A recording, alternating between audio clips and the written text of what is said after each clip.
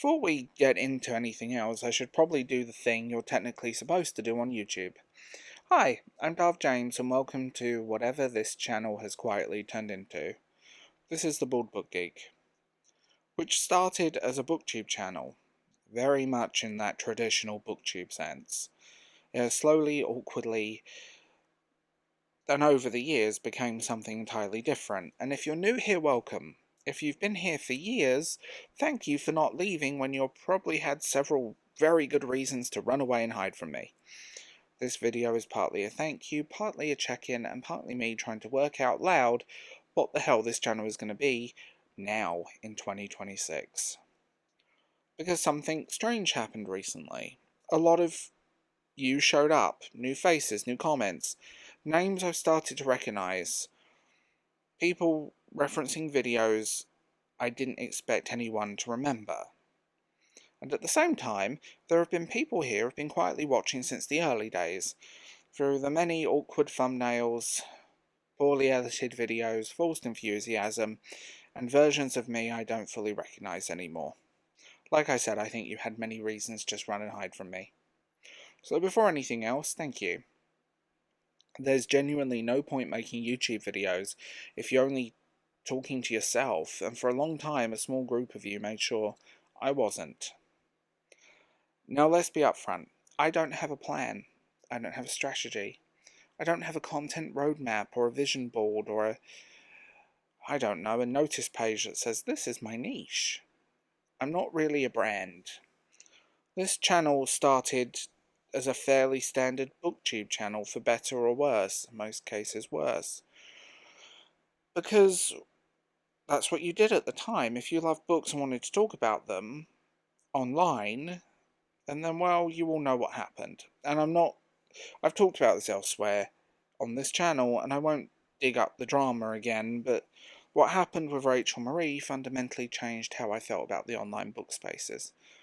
Finding out someone was leaving vulgar comments, pretending to be me across multiple forums, starting drama on my behalf on multiple platforms, it messes with your head in ways that are hard to explain unless you've lived it.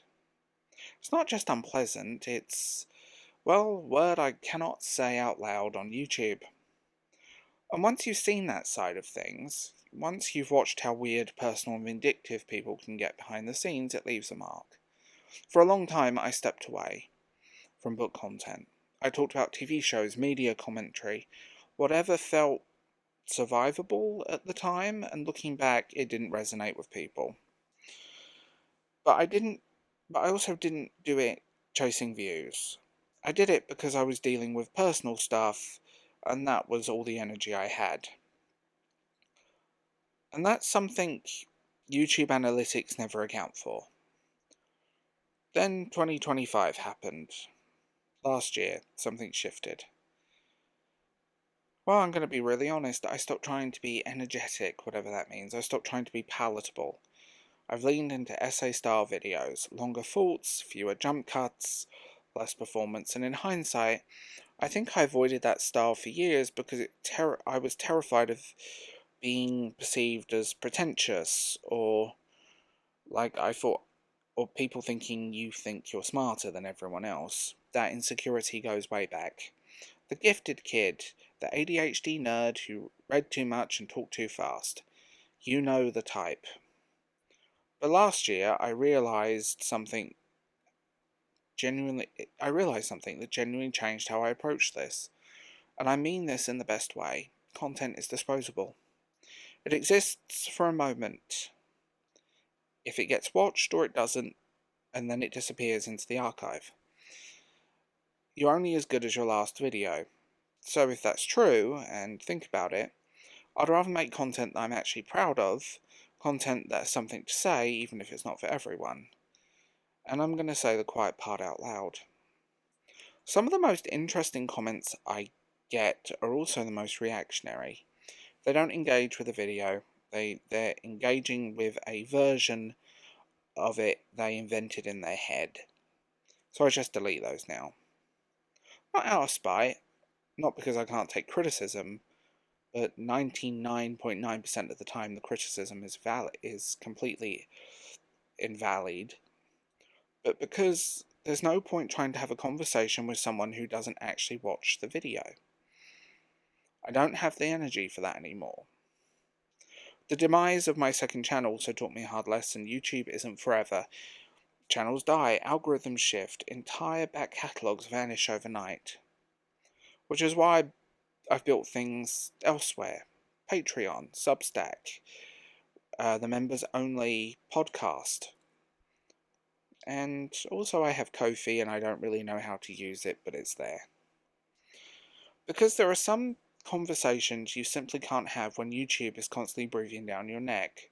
And social media, I think, is basically over, at least for me. I don't perform there anymore. I don't chase engagement. If I post, it's because I actually have something to say. My Instagram is literally just me showing you my stuff. That's all. Visual diary. That's what my Instagram is.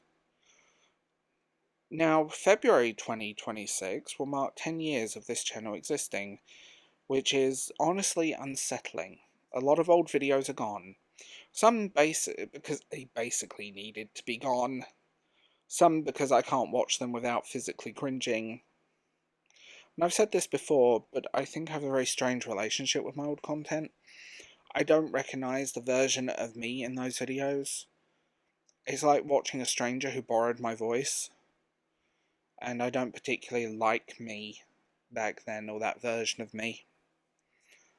2025 tested me in ways where I don't think I'll ever fully recover from. And I'm not saying that for sympathy. I'm saying it because it's true. Losing my mum changed everything.